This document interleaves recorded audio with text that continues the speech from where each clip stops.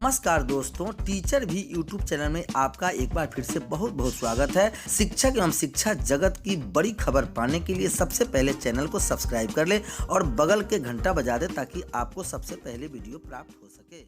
इस वक्त शिक्षकों के लिए सबसे बड़ी खबर आ रही है। शिक्षा विभाग ने फिर जारी कर दिया नया आदेश। सुबह 8 से 10 बजे तक स्कूल में, फिर 12 बजे तक संकुल में ड्यूटी करेंगे प्रधानाध्यापक। बड़ी खबर आ रही है। शिक्षा विभाग के अवकाश तालिका के अनुसार जिले के सभी सरकारी विद्यालयों में बीते 15 अप्रैल से ग्रीष्मावकाश है, लेकिन वस्तु स्थिति यह है कि ग्रीष्मावकाश के नाम पर न केवल अन्य छुट्टियों को रद्द कर दिया गया है, बल्कि शिक्षकों के लिए प्रतिदिन की उपस्थिति अनिवार्य कर दिया गया है। विभाग के आदेश के आलोक में 15 अप्रैल से सभी स्कूलों में वर्ग 3 से ऊपर की पढ़ाई में कमजोर बच्चों के लिए विशेष कक्षा संचालन की जा रही है। विशेष कक्षा का सुबह 8 बजे से 10 बजे तक है। इधर जिले के प्राइमरी, मिडिल व माध्यमिक विद्यालय के प्रधानाध्यापकों के लिए शिक्षा विभाग ने अपर मुख्य सचिव के आदेश पर 2 घंटे की ड्यूटी बढ़ा दी गई है। अब प्रधानाध्यापकों को संकुल विद्यालय में प्रतिदिन 11 बजे जाना है और 12 बजे तक विभाग की ओर से आयोजित वीडियो कॉन्फ्रेंसिंग में भाग लेना है। अगली सबसे बड़ी खबर आ रही है। फिर गायब पाए गए 357 शिक्षक।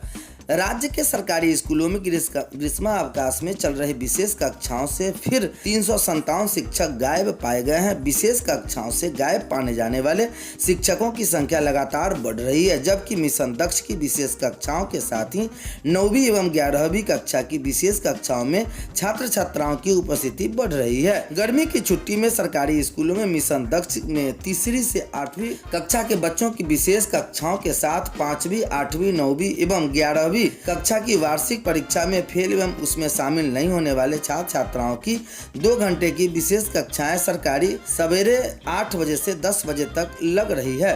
प्राइमरी, मिडिल स्कूलों में बच्चों को मध्याह्न भोजन भी मेनू के अनुसार दिया जा रहा है। सरकारी स्कूलों में गर्मी की छुट्टी 15 अप्रैल से चल रही है। उस दिन सभी प्रकार की विशेष कक्षाओं के संचालन वाले सरकारी स्कूलों में 292 शिक्षक गैरहाजिरी निकले।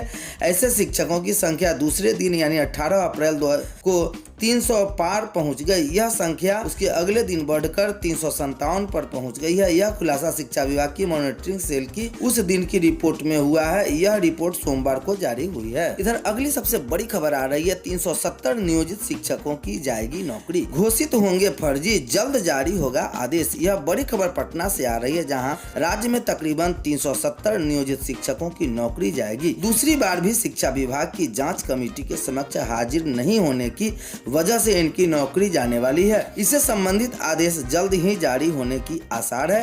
राज्यकर्मी बनने के लिए नियोजित शिक्षकों की सक्षमता परीक्षा हुई थी। बिहार विद्यालय परीक्षा समिति द्वारा सक्षमता परीक्षा ली गई। इसमें बैठने वाले नियोजित शिक्षकों में से 1,151 नियोजित शिक्षक BTET, CTET, STET की रोल नंबर के अनुसार डुप्लीकेट के रूप में चिन्हित किए गए थे। उसके बाद शिक्षा विभाग ने ऐसे नियोजित शिक्षकों का भौतिक सत्यापन कराने का फैसला किया।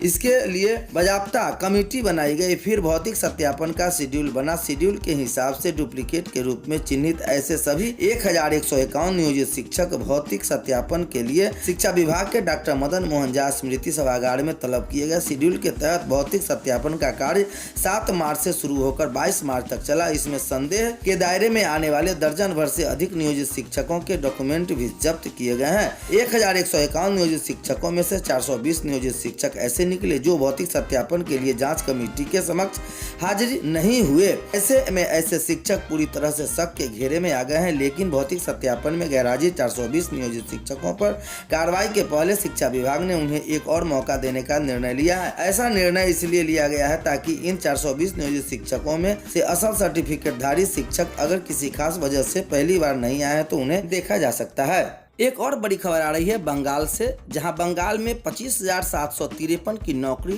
रद्द, लौटाना होगा पूरा वेतन। कलकत्ता हाई कोर्ट का आदेश। 2016 की प्रक्रिया में शिक्षकों संघ ग्रुप C व D पर हुई थी भर्तियां, जारी रहेगी CBI जांच। बड़ी खबर आ रही है कोलकाता से, जहां लोकसभा चुनाव के बीच बंगाल सरकार को तगड़ा झटका लगा है। कलकत्ता हाई कोर्ट की खंडपीठ ने सोमवार को बंगाल के स्कूल भर्ती घोटाले में 2016 की पूरी भर्ती प्रक्रिया रद्द कर दी गई है। हाईकोर्ट ने पश्चिम बंगाल स्कूल सेवा आयोग SSP द्वारा 9वीं 10वीं 11वीं 12वीं के शिक्षकों समेत ग्रुप C और ग्रुप D में कुल 25,753 कर्मियों की नियुक्तियां को अवैध ठहराया है।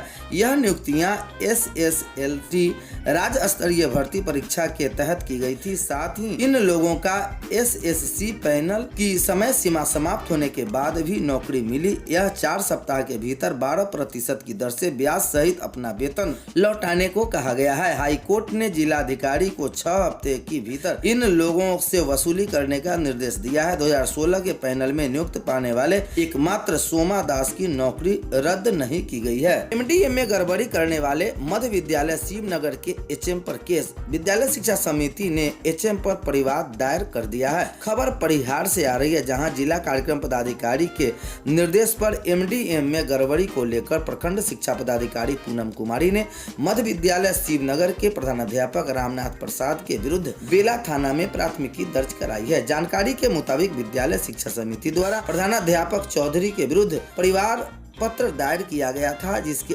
आलोक में PM पोषण योजना के जिला समन्वयक ने विद्यालय पहुंचकर स्थलीय जांच की। जांच के क्रम में कई अनियमितता पाई गई।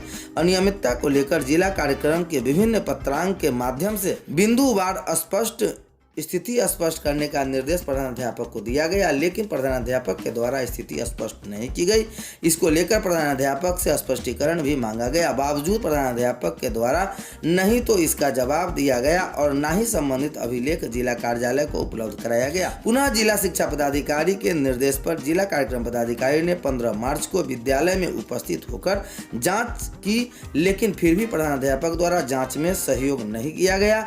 HM पर MDM की राशि गमन करने व वरीय पदाधिकारी के आदेश की अवहेलना का आरोप लगाया गया है। सरकारी स्कूल में बच्चों को बांटी गई किताबें में मिली कई गड़बड़ियां। QR कोड भी नहीं कर रहा काम। बड़ी खबर भागलपुर से आ रही है। सरकारी स्कूलों में Bihar state text book publish commission limited Patna की ओर से दी गई किताबों में लगातार गलतियां मिल रही है।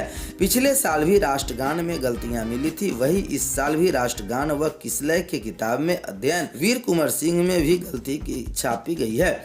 इसके बावजूद Bihar state text book publishing corporation limited Patna सबक नहीं ले रहा है और बार बार गलती दोहरा रहा है। इससे बच्चों की पढ़ाई प्रभावित हो रहे हैं।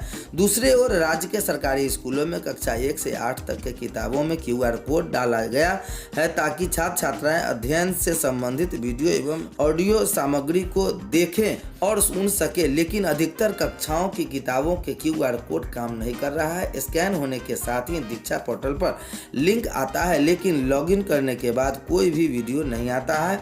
शिक्षकों ने कहा कि यह स्कैन करने पर वीडियो पिछले वर्ष की किताबों में भी नहीं खुलते थे। Bihar state text books public commission limited Patna ने सभी विषयों की किताबों में दूसरे पृष्ठ पर QR कोड डाले हैं। नए सत्र के ये किताबें बच्चों को अप्रैल माह के पहले सप्ताह में मिली है, लेकिन छात्र को ऑनलाइन सामग्री मिलने में दिक्कत हो रही है। वर्ग 4 की हिंदी, वर्ग 5 की अंग्रेजी, वर्ग 6 के संस्कृत, वर्ग 8 के विज्ञान, 7 की सामाजिक विज्ञान और वर्ग 8 के गणित की पुस्तकों QR कोड काम नहीं कर रहा है। कक्षा 7 के विज्ञान के किताब की विषय सूची में भी त्रुटि पाई गई है। सरकारी स्कूलों में बच्चों की वितरित की गई 7वीं की विज्ञान के किताब में विषय सूची इंडेक्स गलत छापी गई है। विषय सूची गलत होने की वजह से पेज नंबर में भी बदलाव किया गया है।